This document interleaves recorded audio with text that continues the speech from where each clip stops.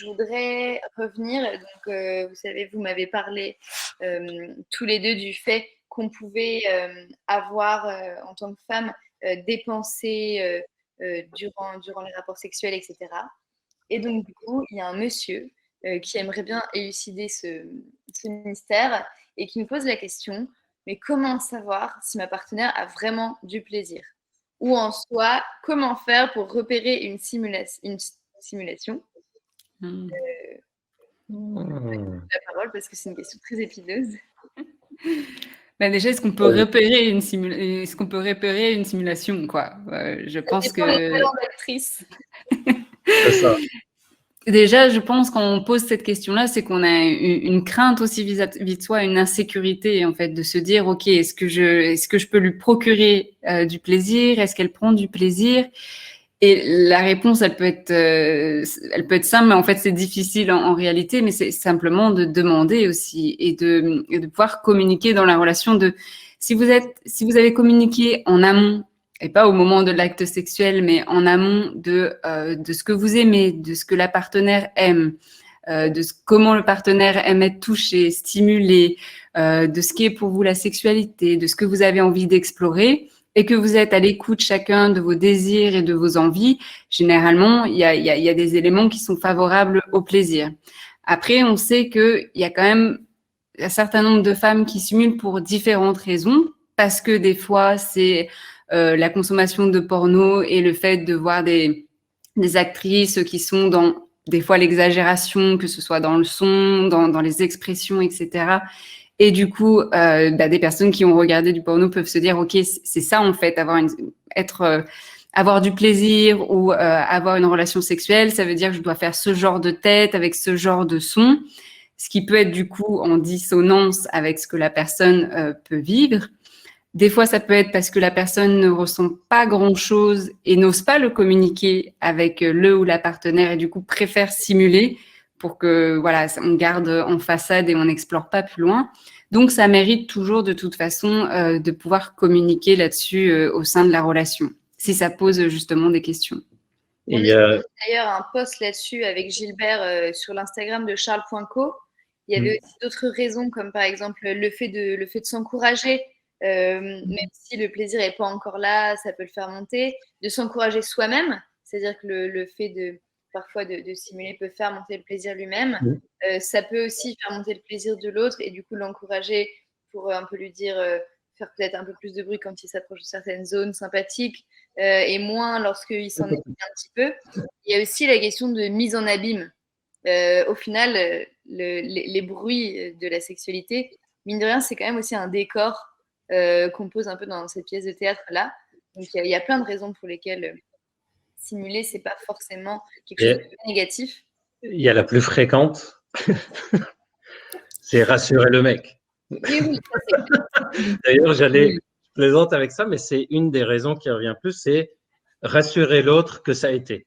Sinon, je sais qu'il ou elle va s'en faire toute une montagne, etc. Donc, c'est vraiment très fréquent. D'ailleurs, la question que je pose, moi, à chaque fois, quand on me demande comment je peux savoir si une femme a eu un orgasme, je pose toujours la question, c'est pourquoi vous voulez savoir? Si c'est juste pour se rassurer soi-même, ben non, je dois travailler sur moi-même. Si c'est parce que j'ai l'impression qu'elle a une difficulté et qu'elle n'ose pas m'en parler, ben, il faut que je lui dise, ben, écoute, j'ai l'impression qu'il y a un truc que tu n'oses pas me dire ou il faut qu'on parle. Si c'est juste par curiosité pour savoir, ok. Si c'est par juste comme ça, mieux connaître, pas de problème.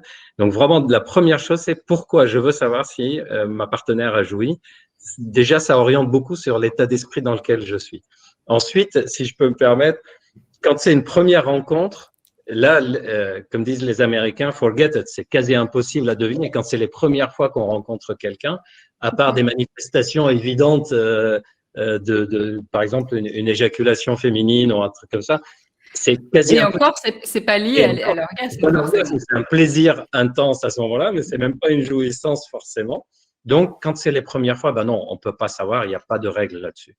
Quand on est avec quelqu'un depuis suffisamment longtemps et qu'on a déjà vu ce qui se passe, quand il y a du plaisir et orgasme, on commence à repérer des choses, par exemple des petites contractions qui entourent le vagin comme des tout petit spasme qui entoure le vagin au moment de l'éjaculation, au moment de l'orgasme, pardon.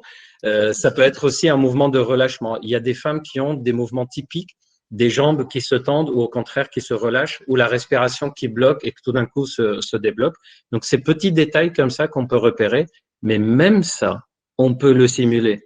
Donc, c'est quelque chose qu'on peut repérer, mais ça peut être simulable. Et vraiment, quand on se pose soi-même la question, pourquoi je veux savoir si elle a joui? Si c'est juste par fierté personnelle pour me rassurer moi et pour me dire, bah ouais, j'ai été capable de lui donner du plaisir, ça n'a aucun intérêt. C'est que c'est mon problème, c'est pas son problème à elle.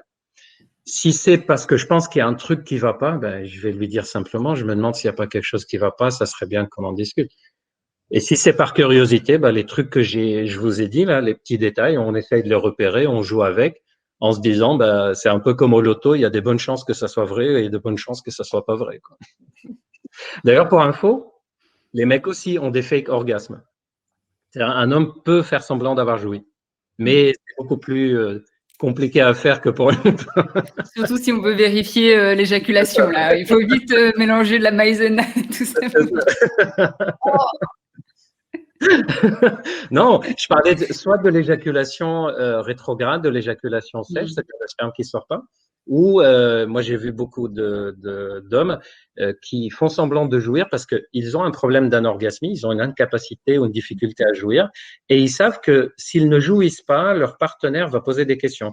Et pour pas déstabiliser leur partenaire, ils vont faire semblant de jouir, puis après ils jettent le préservatif comme si ils ont vraiment joui. Et vraiment, quand on interroge, la raison qui revient le plus sur la simulation, c'est plus par rapport à l'autre, ce qu'il penserait de moi, ou je veux pas qu'il se pose des questions, ou je veux pas qu'il pense que c'est à cause de lui, ou ben, il y a une autre raison, c'est écourter le rapport. Hein. Il y a des fois, on est crevé, on est en train de faire l'amour, ça nous pose pas trop de problèmes, c'est pas non plus un viol.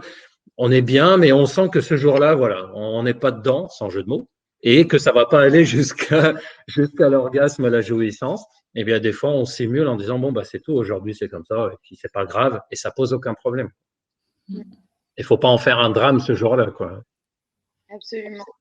Je trouve que tu as bien raison, Gilbert. Merci.